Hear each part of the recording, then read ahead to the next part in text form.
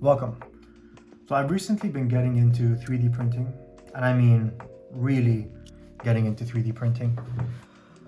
It's being, it's proliferating, but not at the rate that I think is interesting, but it's getting there. There is progress.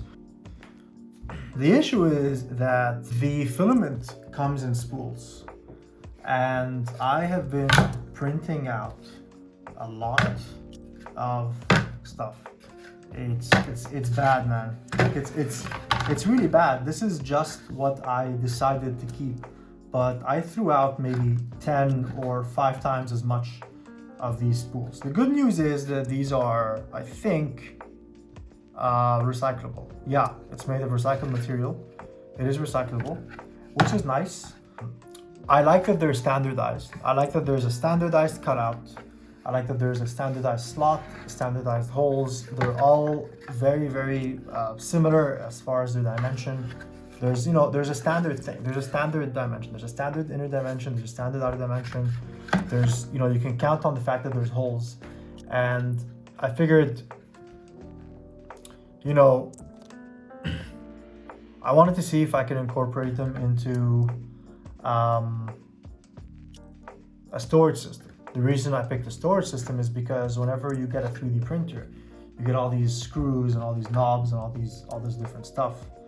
Actually, hold on, give me 1 second. Let's put this aside. If you look at all this, this is just, so I got 4 printers, and each one comes with one of these. Each one comes with a USB stick. I don't know where the 4th one is. Each one comes with some of this stuff. This is for the filament. And it comes with grease, it comes with more USBs, it comes with thermal paste, it comes with glue sticks, it comes with so much stuff. You get all this stuff, and you get all this stuff, and you just think to yourself, okay, what if I put this into compartments of this? And for anyone who's done 3D printing, this is gonna sound awfully familiar to you. For anyone who's even 3D printed one thing, for anyone who owns a 3D printer, for anyone who has used 3D printing in the past, for anyone who's part of the community, this project is not a novel, innovative project. For me, and I'm foreshadowing here, for me, this was super cool. I thought that I was the smartest person. I was like, how the hell did nobody think of this? And then I just jumped into it. So throughout the video, I'll go through several iterations until I ultimately end up with something that I am happy with, solves my problem, and that I also use right now. So one of the great things that I really like about 3D printing is that it's additive. In the past, I've worked on machining and woodworking, and usually it results in a lot of waste. But like, let's say for example, if you have something like this, they're stamped, but they're cut out of sheet metal, right? So you have this piece. Actually, this is one of the more efficient pieces. So some shapes, like like this one here, there's going to be some waste. There's always going to be some waste around the. But for 3D printing, it's one of those very few manufacturing processes where it's purely additive, right? Like, the part uses just the plastic it needs. So anyway, now I usually start the iteration process by sketching out, no matter how rough or no matter how messy it is, what I envision my project eventually looking like. What I really enjoyed doing, and what I wanted to do in this project, is to actually,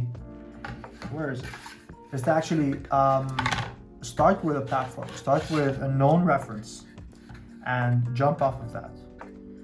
And so what that means is that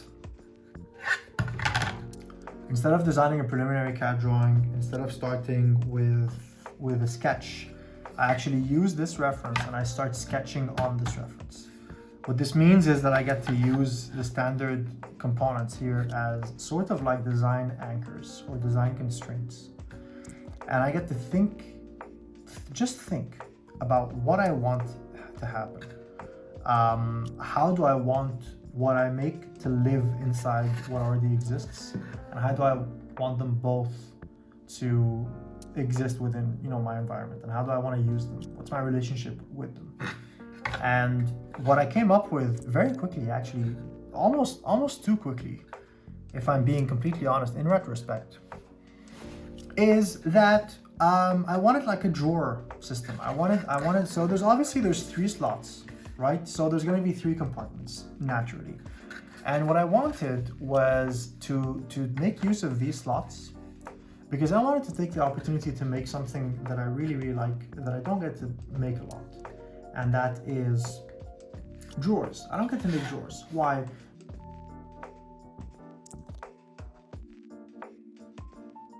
And because I am very lazy. And so I went on CAD and I designed this. Now, this is the first of many iterations. Hold on, this is not supposed to. So my idea was that I would have a hole here with a thread, and this is the female thread. Obviously, this is the male thread, because I've never actually threaded something in my life. And I always thought it was cool. I always thought it was a really nice invention. I always really wanted to thread something. And so I figured, you know what, let me thread this. And so I threaded this. And it didn't work, because I used the wrong type of thread for plastic. It's plastic. Plastic doesn't really thread the best, even though I used very coarse thread. So with threads, coarse and fine just mean like how spaced apart and how big the actual cut is. I don't know if I can explain it. I'm gonna try and put a diagram here. So this is version number 2. After a few minor modifications, which, you know, I'm not gonna show here, but I made a second print. Threads still don't work, by the way. The threads absolutely don't work. But they're better. They're better, you know, that's the whole point of iteration, right? The iterative process is not about getting it perfect, it's about getting it done. It opens up a bit more. There's a finger hole here, which I really like. This almost doesn't change throughout the entire process. It's a bit bigger, but I still can't help but feel like there's a lot of wasted space. But then this is, you know, this has to be, anyway. I didn't like it. I wasn't a fan of it. I really didn't like it, and I didn't know what to do. So I decided to take a step back and do a bit of research. And boy, one of the things I quickly discovered about 3D printing is that there is this culture of sharing and tweaking and collaborating, and they call it remixing, which I don't get. That I really, honestly, I really love. But what it meant for this project is that back when I was sketching, the inputs should have been both from my head and from the outside world. There should be a play or a dance between external input, external inspiration, and internal creativity and internal needs and experience. You know, you can't just rely on one because it comes at the expense of the other, right? You're always going to see just one side of an argument or a conversation that you're having with yourself. But then the next thing is that just because someone did something doesn't mean that I can't improve on what already exists.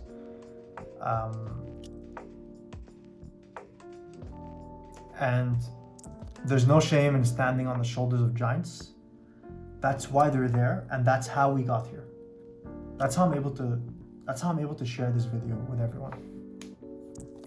And so in that spirit, I decided to tweak the scope of what I was designing a bit. Instead of doing a drawer, I'm going to gather inspiration from a few designs that were already made and improve upon them to fit my needs, to fit my goals, and to make them my own. And so while I could get one of the STLs and work on it, I decided to get, you know, some practice hours in on CAD and redesign around my existing dimensions. So I wanted to redesign around this with the new design direction that I And after printing a few to test, here it is.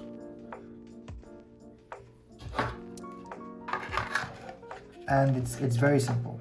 You know, you might think that a piece of plastic or PLA or whatever might not do the trick, but trust me when I tell you that in its constraints lies its strength. And that's it. And that's it. Now, this is version, I think number 4 or 5. This is version number the one I have now. And this is the last iteration I have. I don't know why it printed with this type of brim or whatever it's called. I'm not sure. I think it's called a brim. I'm not entirely sure what it's called, but it's fun. It's a fun little thing to do with your knife, you know. So this is the final form. One of the improvements I made was I made this handle, this finger slot thing at the edge. It just means that I get to once things get heavier, if I put like a bunch of bolts or lead shot in here or something, it gets heavier, right? And so it's easier to just swing it out like this. It's also just big enough for my finger, which means it's definitely big enough for anyone else's finger. And at the end of the day, I decided, you know what? I know myself. I have small parts as well. So let me add this. These are dividers that I really, really like.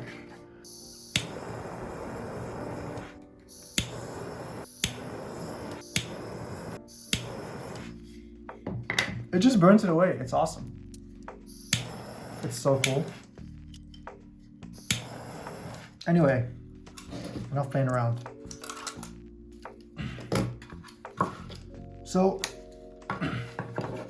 I added these dividers. So this is the final form. Pretty nice layer lines. And then you add these here. And so, you know, they're here. But if you just want like one of these, it's slidable, right? Like you can slide it. So I don't have a 2 of this.